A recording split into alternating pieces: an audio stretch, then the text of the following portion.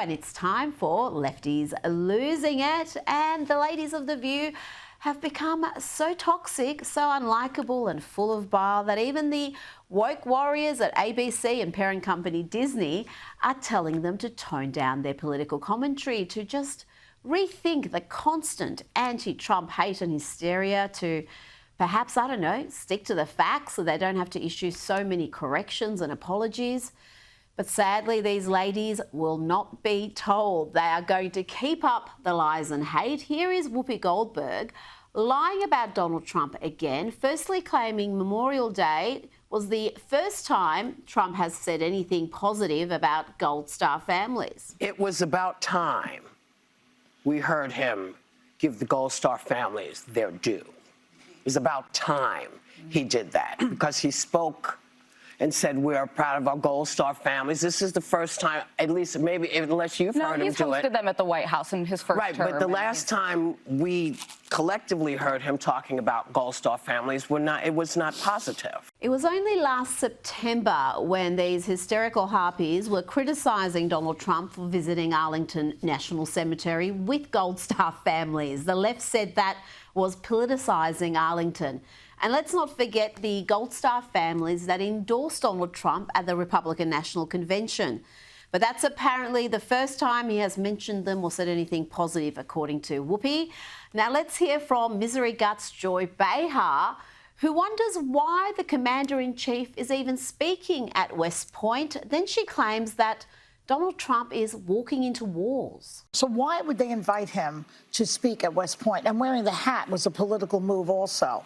That shows you that the Commander-in-Chief of the Armed Forces. The hat is Forces. politics. It's not about anything but that. So he's supposed to be not political at West Point or Arlington Cemetery, and there he is being political and rambling. Jake Tapper needs to do another book. Because he was rambling, he's running around. I see pictures of him walking into walls. And if you think she's miserable and delusional, let's hear from Anna Navarro, who is only happy when she's out of the country and away from Trump. You know what, Anna? You can always stay out. Perhaps you could join Rosie in Ireland. I was out of the country, and for 5 blissful days, I didn't hear his voice. I had no cell service and I had no TV. But then I come in and I watch a clip like this one, up to your point of what you were just talking. Can we see the clip? Yeah. As a linguist, translator, and cryptologic technician. Right.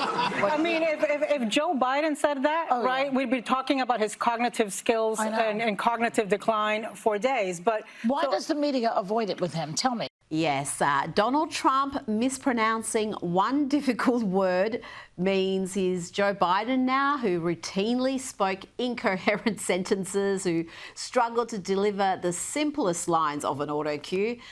These ladies are really clutching at straws, and this is after they've been told to dial back their lefty lunacy.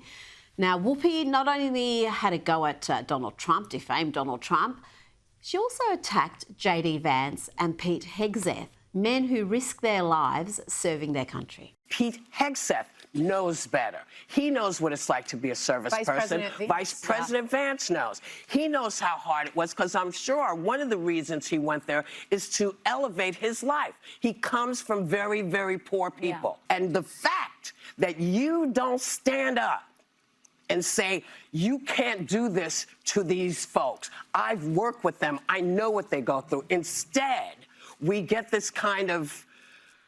She was so enraged, she couldn't even finish that sentence. You know, the way these hysterical harpies are carrying on, you think there was a crisis in the military. Instead, the opposite is true. Morale is finally high after years of degradation.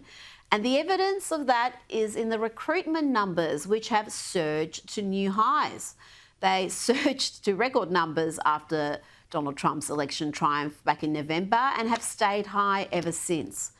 But facts and figures are abhorrent to the ladies of The View. Let's end our little View catch-up with Joy Behar, who left her phone on during filming, so very professional there, Joy. And listen to her say that she would rather die than be saved by a Trump supporter. I wouldn't even let him give me a Heimlich maneuver. Yeah. That's how little I feel about people. I don't know. Well, and a MAGA supporter is like calling you right now. I got it. Somebody's. I fixed it. Now let's check in with someone who seems to be auditioning for The View, actress Kira Sedgwick. She's married to Kevin Bacon, in case you're interested.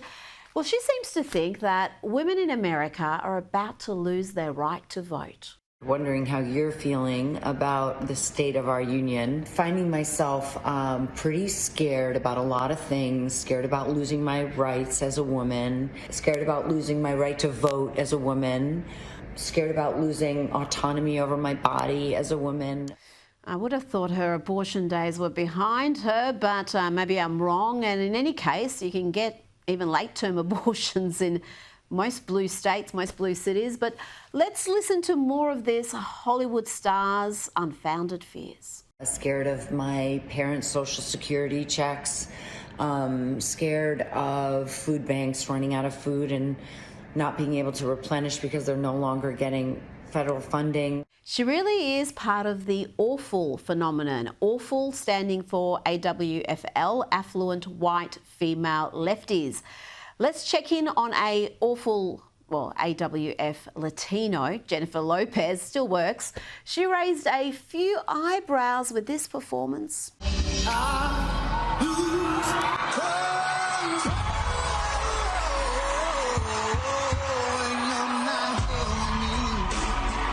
And she was pretty happy with herself afterwards. There were little spicy moments in there. There are little spicy moments in there. I hear the kisses are going viral. Yeah. No doubt. You know, Madonna and Britney did that like 20 years ago. It's a bit lame these days. But the kisses going viral is one thing. Something else that's going viral are questions about why JLo was so keen to warn America about the dangers of Donald Trump. Remember this? He has consistently worked to divide us. At Madison Square Garden, he reminded us who he really is and how he really feels. It wasn't just Puerto Ricans that were offended that day, okay? It was every Latino in this country. It was humanity and anyone of decent character. Decent character, she says. Yeah, she was very keen to warn America about Donald Trump, but she's Peter D's former girlfriend. Why didn't she warn the world about him? Didn't warn all the potential future victims about what sort of man he was and what sort of antics he got up to. We've all seen the hotel tape. Now here is a world leader losing it, or at least his partner Brigitte. Here's Brigitte double slapping the French president. Let's have a closer look at that in slow motion, please.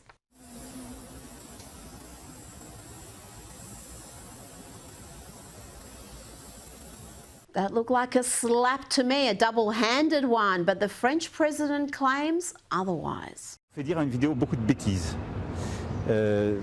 Sur ces 3 vidéos, j'ai ramassé un Kleenex, serré la main à quelqu'un et juste plaisanté avec mon épouse comme on le fait assez souvent.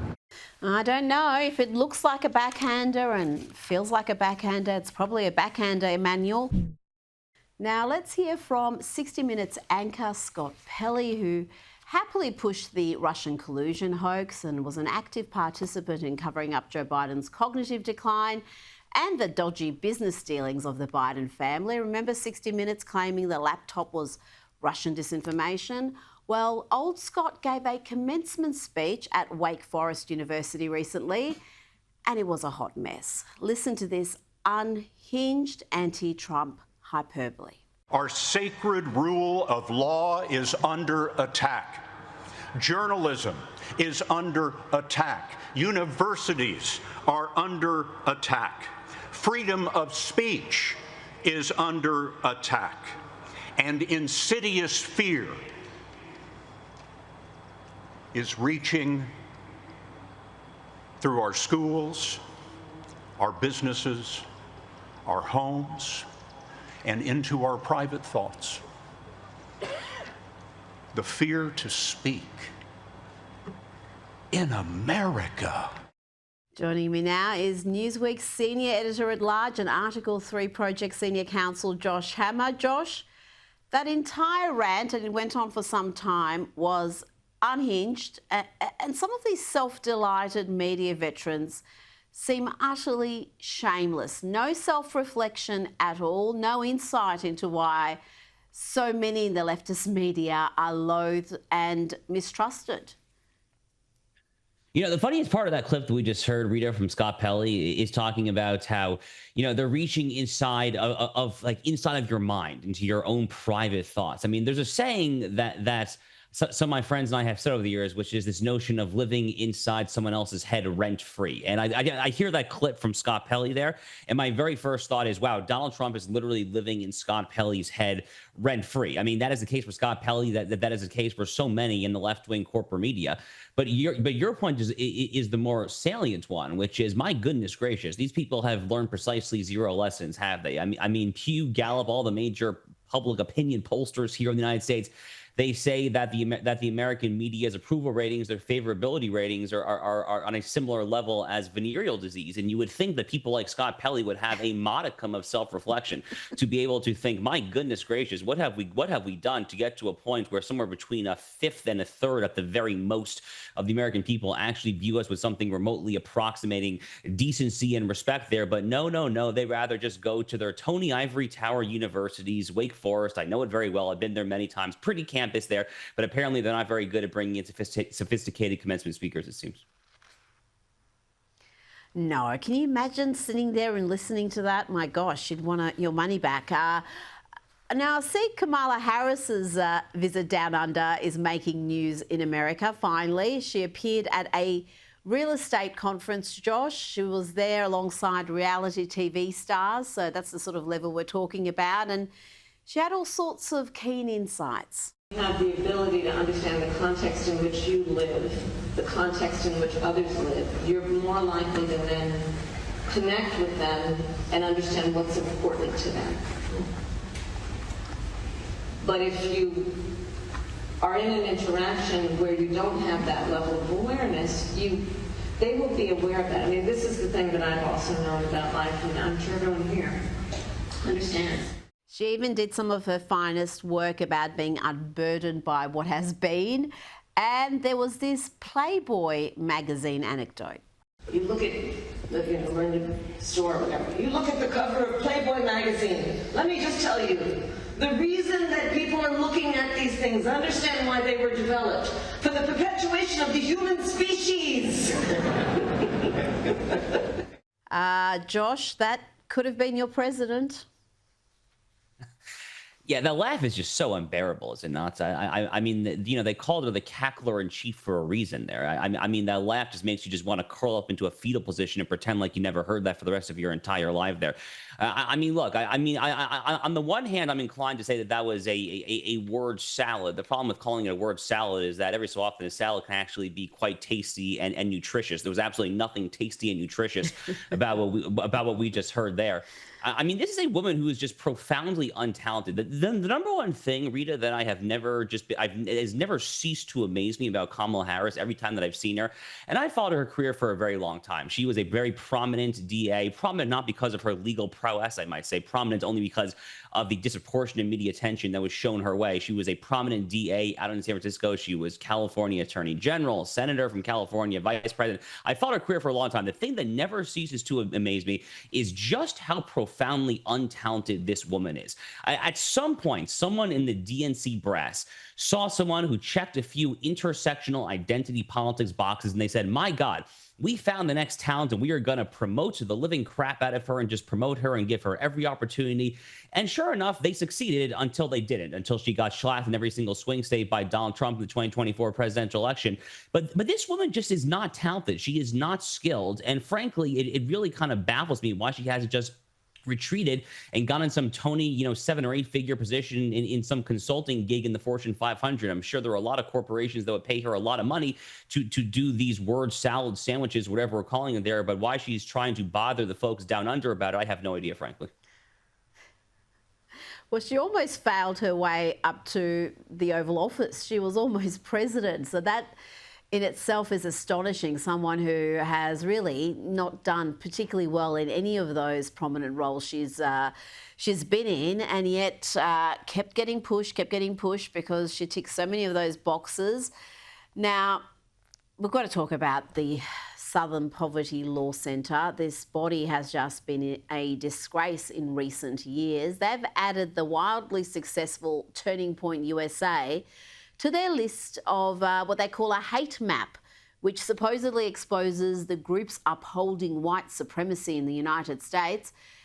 Josh, these lunatics genuinely are comparing this grassroots youth organisation, the largest in the US, a wholesome organisation, to the KKK, to the Ku Klux Klan. It seems astonishing. And the Southern Poverty Law Centre has had to pay out quite significant sums in defamation in recent years, and yet they keep doing things like this. What is behind this movement now? It used to once be a honourable movement, but they really have gone wayward in the last decade at least.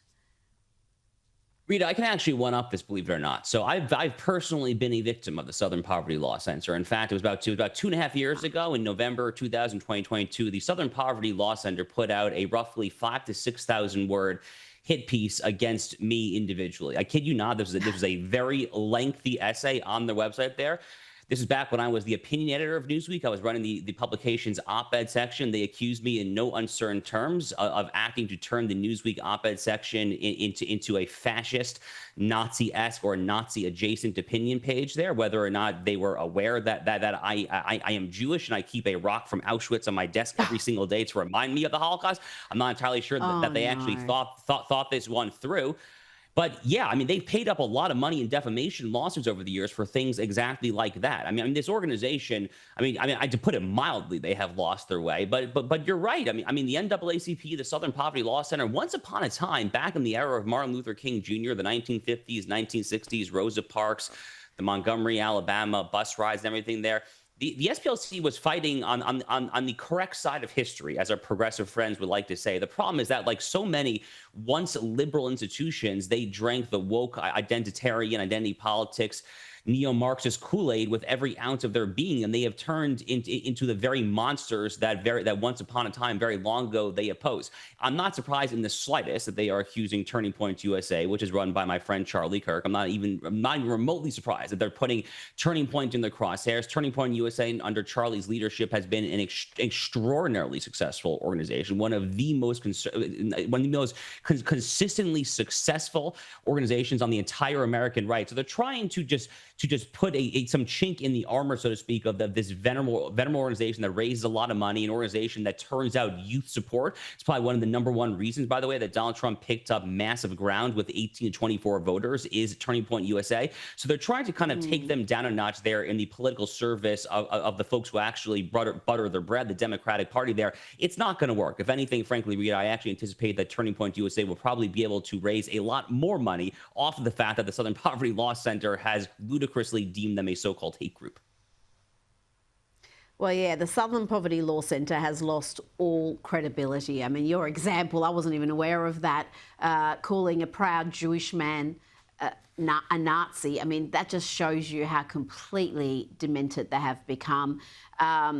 Yeah, they deserve absolutely no credibility whatsoever. And it's sad because once upon a time they did do good work.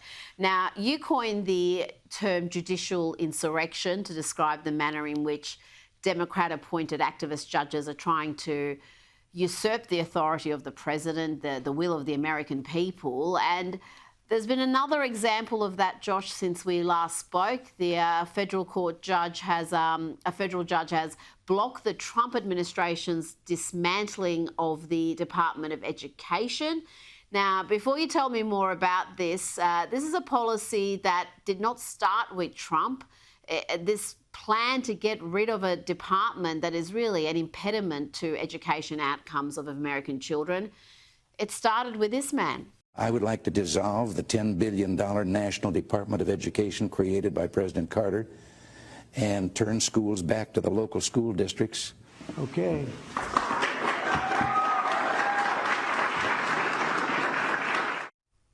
Josh, Ronald Reagan couldn't do it. Can Trump pull this off?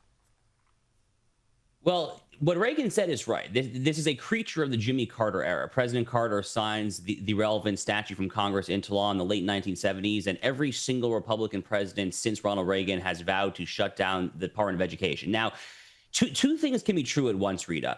It probably technically does take an act of Congress to formally abolish the Education Department the same way that it took an act of Congress to promulgate it in the first instance. However, on the other hand, the president does have the ability to effectively all but eliminate it via sheer force of attrition, because he is the executive. He controls the executive branch, and he can sign executive orders that effectively result in the layoffs or the firing or the early terminations, whatever you want to call it, of the overwhelming majority of the education department bureaucracy there. So yes, it would probably take a literal act of Congress to actually tear down that sign, for the federal government to sell the building to some private developer, whatever there, but he can do it on his own. However, this obstinate federal judge, who is very much part of the judicial insurrection, who is trying to stop him there, is just wildly overstepping his bounds, like so many judges, Rita. This is the number one thing. This is literally the number one thing that the Trump administration is going to have to get comfortable taking on. They're doing a great job when it comes to so many issues there. They've been